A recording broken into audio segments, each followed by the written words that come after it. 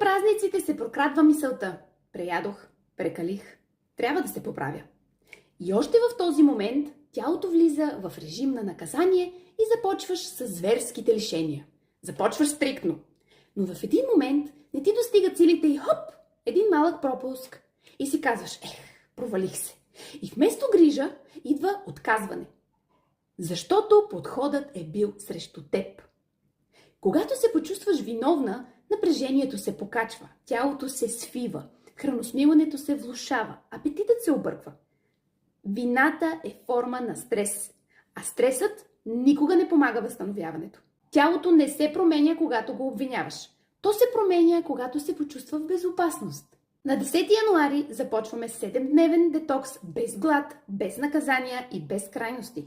Този детокс не е да е изкупление, няма да е начин да платиш за празниците.